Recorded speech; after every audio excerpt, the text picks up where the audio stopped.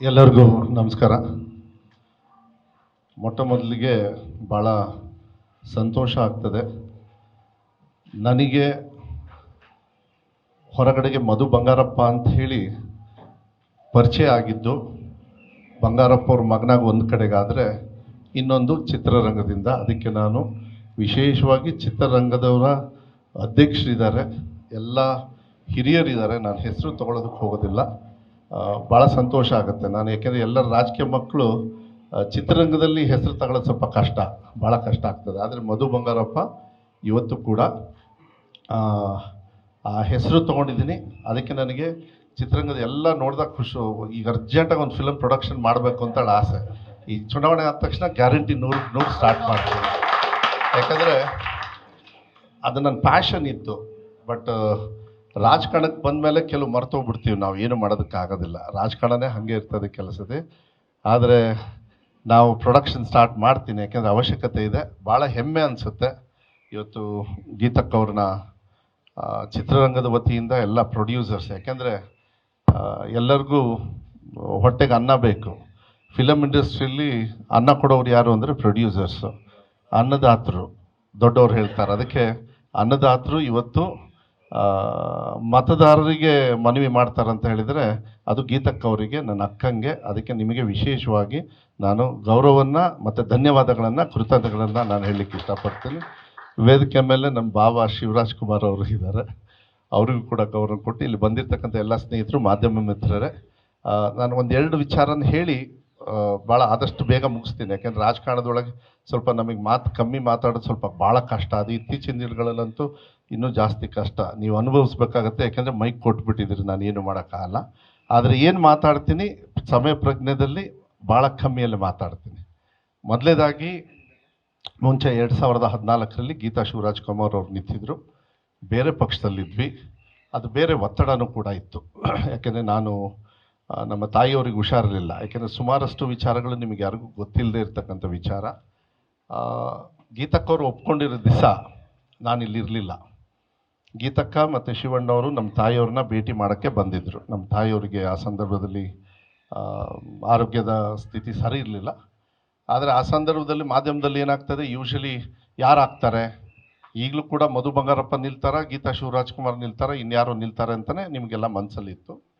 ಅವತ್ತು ಕೂಡ ಇಲ್ಲ ಬಂಗಾರಪ್ಪಾಜಿಯವರ ಮನೆಯವ್ರು ಯಾರು ನಿಲ್ತಾರ, ಇಲ್ಲ ನನ್ನ ದೊಡ್ಡಕ್ಕ ನಿಲ್ತಾರ, ಇಲ್ಲ ಮಧು ಬಂಗಾರಪ್ಪನೇ ನಿಲ್ತಾರ ಅಂತ ಹೇಳಿತ್ತು. ಆ ಸಂದರ್ಭದಲ್ಲಿ ನನಗೆ ಗೊತ್ತಿರಲಿಲ್ಲ.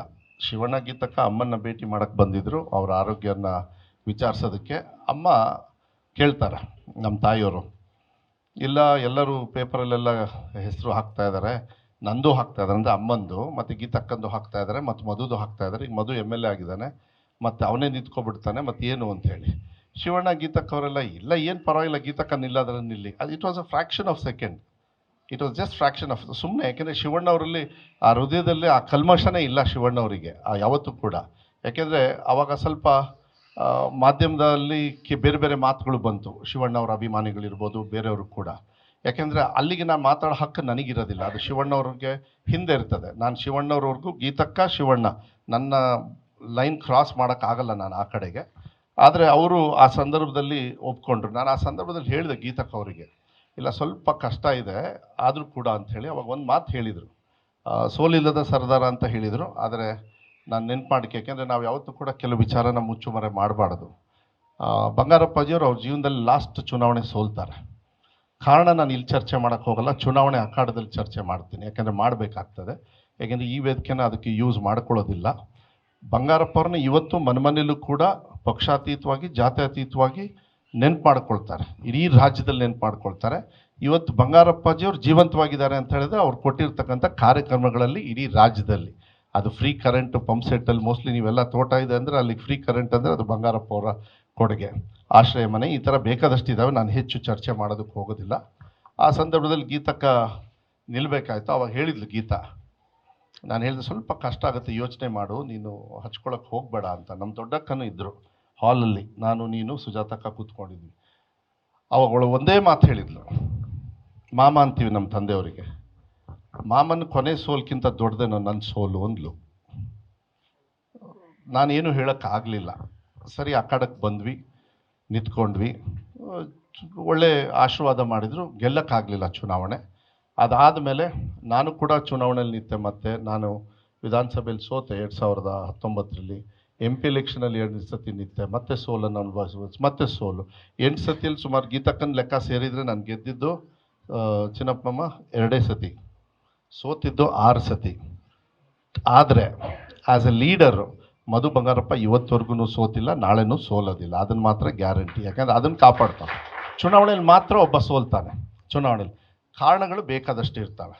ಈಗ ನಾನು ತಮ್ಮಲ್ಲಿ, ಯಾಕೆಂದರೆ ಅನ್ನದಾತರಿದ್ದಾರೆ, ಅಭಿಮಾನದಿಂದ ಇವತ್ತು ಹೇಳ್ತಾ ಇದ್ದಾರೆ, ಭಾಳ ಗೌರವದಿಂದ ನಡ್ಕೊಳ್ಬೇಕಾಗ್ತದೆ. ಯಾಕೆಂದರೆ ಈ ಮನೆಗೆ ರಾಜ್ಯದಲ್ಲಿರ್ತಕ್ಕಂಥ ಜನರು ಎಷ್ಟು ಪ್ರೀತಿ ಕೊಡ್ತಾರೆ, ಈ ಮನೆಯ ಗೌರವ ಏನು ಅಂಥೇಳಿ ನನಗೆ ಗೊತ್ತಿರೋದ್ರಿಂದ ಈ ಸತಿ ಗೀತಕ್ಕವ್ರನ್ನ ಚುನಾವಣೆಗೆ ನಮ್ಮ ಪಕ್ಷದಿಂದ ನಿಲ್ಲಿಸ್ತಾ ಇರೋದು ಬರೀ ಗೆಲ್ಲಕ್ಕೆ ಮಾತ್ರನೇ ಹೊರತು ಯಾವುದೇ ಕಾರಣಕ್ಕೂ ಸೋಲೋದಕ್ಕಂತೂ ಅಲ್ಲೇ ಅಲ್ಲ. ಅದನ್ನು ನಾನು ಕ್ಲಿಯರಾಗಿ ಹೇಳ್ತೀನಿ. ಯಾಕೆಂದರೆ ನಿಮ್ಮೆಲ್ಲರ ಮನಸ್ಸಲ್ಲಿದೆ ನಾವು ಗೆಲ್ಲೇಬೇಕು. ಅದನ್ನು ನಾನು ಕ್ಲೀನಾಗಿ. ಆಮೇಲೆ ಗೀತಾ ಶಿವರಾಜ್ಕುಮಾರ್ ಅವರು ಶಿವಮೊಗ್ಗ ಧ್ವನಿಯಾಗಿ 100ಕ್ಕೆ 100 ಗೆಲ್ತಾರೆ. ಅದನ್ನು ನೀವು ಬರೆದಿಟ್ಕೊಳ್ಳಿ.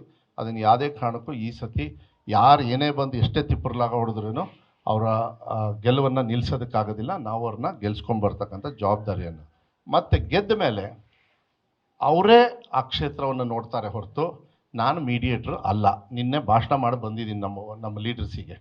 ಯಾಕೆ ಅಂತ ಹೇಳಿದರೆ, ಮಾನ್ಯ ಸುರ್ಜೇವಾಲಾ ಅವರು ಲಾಸ್ಟ್ ಟೈಮು ಶಿವರಾಜ್ಕುಮಾರ್ ಅವರು ಫಸ್ಟ್ ಟೈಮ್ ನನ್ನ ಜೀವನದಲ್ಲಿ ಹೋದ ಚುನಾವಣೆಯಲ್ಲಿ ಅವರು ನನಗೆ ಚುನಾವಣೆಗೆ ಪ್ರಚಾರಕ್ಕೆ ಬಂದಿದ್ದು. ಹೋದ ಸತಿ ನನಗೆ ಗೊತ್ತಿರಲಿಲ್ಲ. ನಾನು ಮನೆ ಒಳಗೆ ಬಂದಿದ್ದೆ, ಅವ್ರು ಹೊರಗಡೆ ಮಾಧ್ಯಮಕ್ಕೆ ಹೇಳಿ ಬಂದುಬಿಟ್ರು, ಇಲ್ಲ ಈ ಸತಿ ಮಧುಗೆ ಮತ್ತು ಭೀಮಣ್ಣ ನಮ್ಮ ತಾಯಿ ತಮ್ಮ ಅವರಿಬ್ರಿಗೂ ನಾನು ಚುನಾವಣೆಗೆ ಹೋಗ್ತಾ ಇದ್ದೀನಿ ಅಂತ ಹೇಳಿಬಿಟ್ರು. ನಾನು ಹೇಳಿರಲಿಲ್ಲ. ಯಾಕೆಂದರೆ ನಾನು ಶಿವಣ್ಣ ಅವ್ರಿಗೆ ಹೇಳಿದೆ. ಯಾಕೆಂದರೆ ಅವರಿಗೆ ಪಕ್ಷಾತೀತವಾಗಿ ಜಾತ್ಯತೀತವಾಗಿ ಅವರ ಅಭಿಮಾನಿಗಳಿದ್ದಾರೆ. BJP ಅವರು ಇರ್ತಾರೆ, JDS ಅವರು ಇರ್ತಾರೆ, ಕಾಂಗ್ರೆಸ್ ಅವರು. ಯಾಕೆಂದರೆ ಅದನ್ನ ನಾವು ಮಿಸ್ಯೂಸ್ ಮಾಡಬಾರ್ದು. ಅದು ನನಗೆ ವೈಯಕ್ತಿಕವಾಗಿ ಆಗಲ್ಲ. ಆದರೆ ಶಿವಣ್ಣವ್ರು ಆಗಲೇ ಅಲ್ಲಿ ಹೇಳಿ ಬಂದುಬಿಟ್ಟಿದ್ರು. ನಾನು ಅಂದ್ಕೊಂಡೆ ಅತ್ಲಾಗ ಅವರೇ ಹೇಳಿರೋದ್ರಿಂದ ನನ್ನ ಪುಣ್ಯ ಭಾಗ್ಯ ಏನು ಮಾಡೋಕ್ಕಾಗಲ್ಲ ಅಂತ. ಅದಾದಮೇಲೆ ನನ್ನ ಒಂದು ಕಾರ್ಯಕ್ರಮಕ್ಕೆ ಬಂದಾಗ ಮಾನ್ಯ ಖಾರ್ಗೆ ಅವ್ರು ಕೇಳಿಕೊಂಡು, ಖಾರ್ಗೆ ಅವರು ಶಿವಣ್ಣವರೆಲ್ಲ ನಾವೆಲ್ಲ ಅಂಕಲ್ ಅಂತ ಇದ್ವಿ. ಯಾಕೆಂದರೆ ನಮ್ಮ ತಂದೆಯವರು ಮುಖ್ಯಮಂತ್ರಿಗಳು ಇರಬೇಕಾದ್ರೆ 2 ಕಣ್ಣು, ಖಾರ್ಗೆ ಅವರು ಮತ್ತು ಧರ್ಮ್ ಸಿಂಗ್ ಅವರು. ಅದಕ್ಕೆ ಖಾರ್ಗೆ ಅವರು ಅವ್ರಿಗೆ ಕೇಳಿದರು, ಈಗ ಮಧುವ್ರಿಗೆ ಮಾಡ್ತಾ ಇದ್ದೀರಾ, ನೀವೇನಾದ್ರು ಪಕ್ಷಕ್ಕೆ ಮಾಡೋಕ್ಕಾಗತ್ತಾ ಅಂತ. ಇಷ್ಟ ಇರೋರಿಗೆ, ನಿಮಗೆ ಮನಸ್ಸಿಗಿರಲ್ಲ. ಯಾಕೆಂದರೆ ಇವರಿಗೆ ಮಾಡಿ ಅಂತ ಹೇಳೋದಕ್ಕಾಗಲ್ಲ ಶಿವಣ್ಣವರಿಗೆಲ್ಲ. ಆಯಿತು ಮಾಡ್ತೀನಿ ಅಂತೇಳಿ ಜನರಲಾಗಿ ಹೇಳಿದರು. ರಾಹುಲ್ ಗಾಂಧಿ ಅವ್ರ ಜೊತೆಗೆ ತೀರ್ಥಹಳ್ಳಿಲಿ ಸ್ಟೇಜು ಶೇರ್ ಮಾಡಿದರು. ಮಾನ್ಯ ಸಿದ್ದರಾಮಯ್ಯವರು ಇಲ್ಲ ಶಿವಣ್ಣ ನನಗೆ ಬಂದು ಕ್ಯಾಂಪೇನ್ ಮಾಡಿ ಅಂದರು. ಅದೇ ರೀತಿ ಸಾಕಷ್ಟು ಜನರು, ಲಕ್ಷ್ಮೀ ಹೆಬ್ಬಾಳ್ಕರ್ ಇರಲಿ, ಗೋಪಾಲ್ ಕೃಷ್ಣ ಬೇಳೂರವ್ರು ಇರಲಿ, ಭೀಮಣ್ಣವರು ಇರಲಿ, ಆ ಥರ ಬೇಕಾದಷ್ಟು ಜನರಿಗೆ ಅವರ ಒಂದು ಸಹಕಾರದಿಂದ ಇವತ್ತು ನಾನು ಕೂಡ ಗೆದ್ದಿದ್ದೀನಿ ಅಂದರೆ ಶಿವಣ್ಣವ್ರ ಸಹಕಾರದಿಂದ ಅಂತ ಹೇಳಿದರೆ, ನಮ್ಮ ಭಾವ ಅವರು ಶಿವರಾಜ್ಕುಮಾರ್ ಅವರಿಂದ ಅಂತ ಹೇಳಿದರೆ ತಪ್ಪಾಗಲಾರ್ದು. ಆ ಸಂದರ್ಭದಲ್ಲಿ ಗೀತಕ್ಕನು ಬಂದರು. ಅವರು ಕೂಡ ಚುನಾವಣೆಯಲ್ಲಿ ಎಲ್ಲ ಪ್ರಚಾರ ಮಾಡಿ ಎಲ್ಲ ಮಾಡಿದರು. ಆದರೆ ಈ ಸತಿ ಚುನಾವಣೆಗೆ ನಿಲ್ತಾ ಇರೋದು ಅವರು ಜನಪ್ರತಿನಿಧಿಯಾಗಿ. ಬಂಗಾರಪ್ಪಾಜಿಯವರು ಆದಮೇಲೆ ಶಿವಮೊಗ್ಗ ಜಿಲ್ಲೆಯಲ್ಲಿ ನಮಗೆ ಒಳ್ಳೆ ಪ್ರತಿನಿಧಿ ಬೇಕಾಗಿತ್ತು. ಅದಕ್ಕೋಸ್ಕರನೇ ಮಾನ್ಯ ಸುರ್ಜೇವಾಲಾ ಅವರು ಶಿವಣ್ಣವ್ರ ಮನೆಗೆ ಬಂದು ಒಂದು ಥ್ಯಾಂಕ್ಸ್ ಹೇಳೋಕ್ಕೆ, ಏಕೆಂದರೆ ನಮ್ಮ ಸರ್ಕಾರ ಬಂದ ಮೇಲೆ ನೀವೆಲ್ಲ ಸಹಕಾರ ಮಾಡಿದ್ರಿ, ತುಂಬ ಪ್ರಚಾರ ಮಾಡಿದ್ರಿ, ಅದಕ್ಕೆ ಧನ್ಯವಾದಗಳು ಅಂಥೇಳಿ ಮಾನ್ಯ ಸುರ್ಜೇವಾಲಾ ಅವರು ನಮ್ಮ ಉಸ್ತುವಾರಿಗಳು ಬಂದಿದ್ದರು. ಮನೆಗೆ ಬಂದು ಅವರಿಬ್ಬರಿಗೂ ಥ್ಯಾಂಕ್ಸ್ ಹೇಳಿ ಮತ್ತು ಅವರಿಗೆ ಮನವಿ ಮಾಡಿದರು. ನಮ್ಮ ಕಡೆಯಿಂದ ಗೀತಾ ಶಿವರಾಜ್ಕುಮಾರ್ ಅವ್ರನ್ನ ನಾನು ನಿಲ್ಲಿಸ್ಬೇಕಂತ ಇದ್ದೀವಿ. ನಾವು ತೀರ್ಮಾನವೂ ಕೂಡ ಆಗಿದೆ. ದಯವಿಟ್ಟು ನೀವೇನು ಹೇಳ್ತೀರಿ ಮಧುವರಿಗೆ ಹೇಳಿ ಕಳಿಸಿ ಅಂತ ನಾವು ಚರ್ಚೆ ಮಾಡಿದ್ವಿ. ಎಲ್ಲ ಆಯಿತು.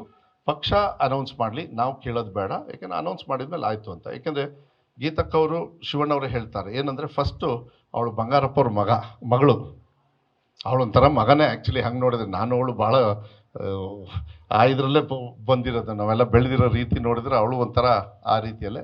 ಸೊ ಬಂಗಾರಪ್ಪ ಅವ್ರ ಮಗಳಿರೋದ್ರಿಂದ ಅವ್ರು ಬಂದು ಕೇಳಿದ್ದಾರೆ, ಈ ಪಕ್ಷದಿಂದ ನಿಲ್ಲಿಸಿದ್ದಾರೆ. ನಾನು ಒಂದು ವಿಶ್ವಾಸವನ್ನು ಪ್ರೊಡ್ಯೂಸರು ಅನ್ನದಾತರಿಗೆ ನಾನು ವಿಶ್ವಾಸ ಕೊಡಲಿಕ್ಕೆ ಇಷ್ಟಪಡ್ತೀನಿ.